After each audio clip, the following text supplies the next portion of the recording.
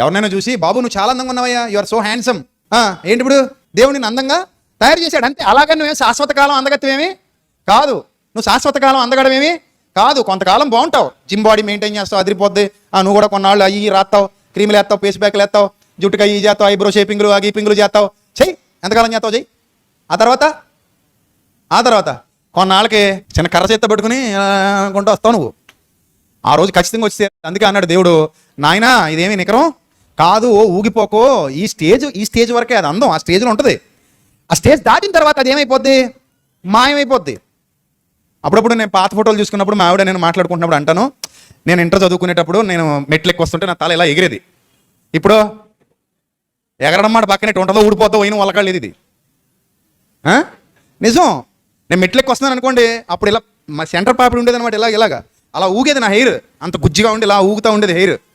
అబ్బా ఎంత బాగుందో పాత ఫోటోలు చూసుకున్నప్పుడు మా ఆవిడ అంటుంటాను, భలే ఉండేదే బాబు అప్పట్లో, ఇంటర్ చదివే రోజుల్లో అలా ఊగుతుంటే నా తలకి ఫ్యాన్స్ ఉండేవారు, చాలా బాగుంది విజయ్ నీ తల అనేవారు కొంతమంది. ఇది నీకు అర్థం కావాలి. అందుకే అందాన్ని చూసి మెస్మరైజ్ అయిపోకు, దురాలోచన రానివ్వకు. చిన్నపిల్లల్ని చూస్తాం అందంగా ఉన్నారని ముద్దు పెట్టుకుంటాం, ఎత్తుపోతాం ఏంటి. సో ఎప్పుడు కూడా గుర్తుపెట్టుకోండి, అందం ఆకర్షిస్తుంది. నువ్వు ఎంత అందంగా ఉన్నా ఆకర్షిస్తావు, అవతల వాళ్ళకి కొంతమంది అంటారు అందంగా తయారవ్వకూడదండి అంటారు.